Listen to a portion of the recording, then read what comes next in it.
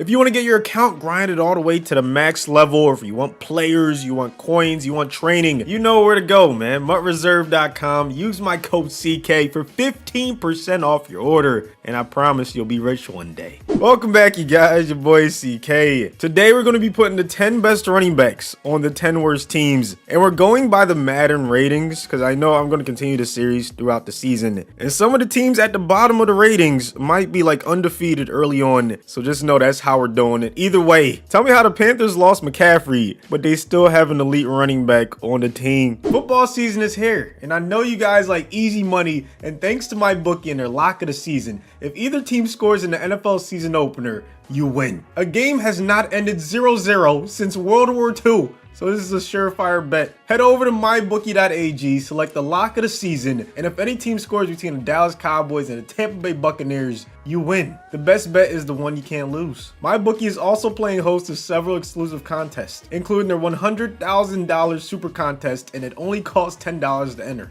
There's big money on the line this season, so don't wait to get in the game. Just do it now. So head over to mybookie.ag today and use our promo code CKBirds and instantly receive double your first deposit for any amount up to $1,000. Again, that's promo code CKBirds to receive double your first deposit and get started with MyBookie today. We might as well just start there. The Panthers now have Derrick Henry. He was the second highest rated running back, and the Panthers were the second worst team. So now the Titans end up with Chuba Hubbard, who I'm still waiting for them to put respect on his name and give him a picture.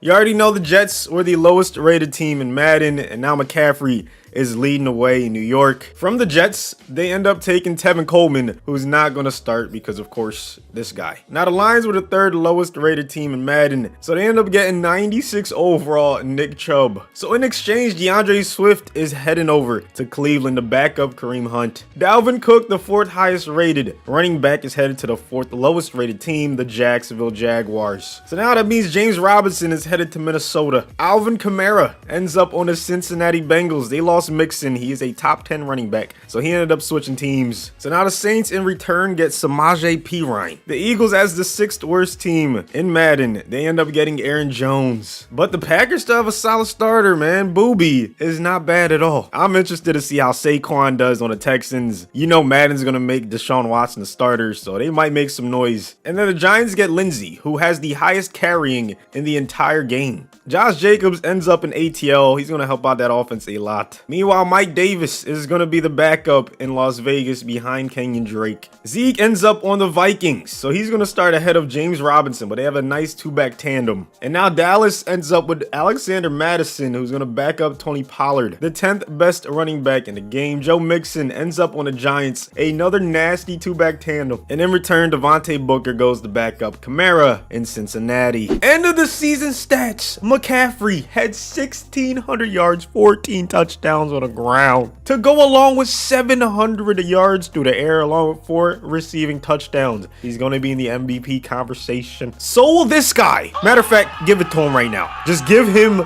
the award. 25 rushing touchdowns on 1,800 rushing yards, not to mention 595 through the air, along with 6 receiving touchdowns. That right there is your MVP. Nick Chubb with a very respectable 1,400 yards and 10 touchdowns on the Lions. He also added 2 receiving touchdowns. Dalvin Cook with 20 rushing touchdowns to go along with 1,500 rushing yards. Alvin Kamara, another running back that got 1,500 or more yards, 10 touchdowns, and then 5 more through the air. Aaron Jones in Philadelphia amassed over 1,100 yards on the ground to go along with 15 rushing touchdowns. Not to mention 650 through the air and 4 receiving touchdowns. Saquads with 1,300 and then 14 touchdowns. Then he added 5 receiving touchdowns. Josh Jacobs, 1,100 yards, 9 touchdowns. And then 3 more, so he had 12 total. Zeke only had 1 receiving touchdown, but he had 14 on the ground, almost averaged 100 yards per game on his way to 1,600 yards on the season. And then finally, Joseph Mixon, 1,400 yards to go, 16 rushing touchdowns, and then 2 more through the air. That's a very respectable season. Kareem, however, led everyone in the AFC in rushing yards, but Dalvin led everyone in rushing touchdowns and yards per carry. In the NFC, of course, it was Derrick Henry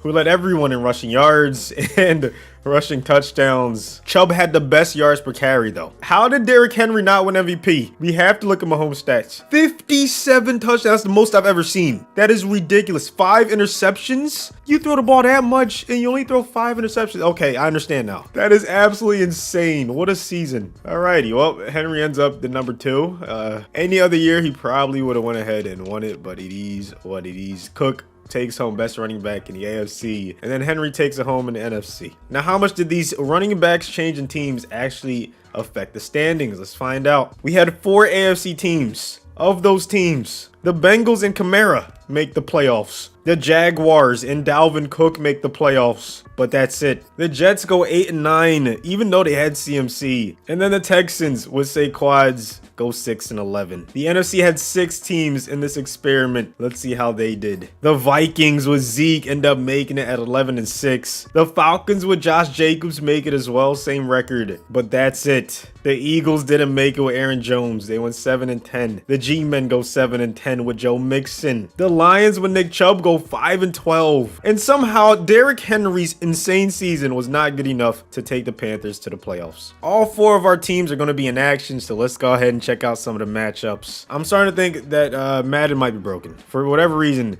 I never see the starting running backs in the game when we're spectating. Never, even though they'll have the stats. Look at this, Ozigbo. Why is he getting the carries? I just checked the depth chart too. Chubb is the starter at all 3, you know, the power halfback, third down running back.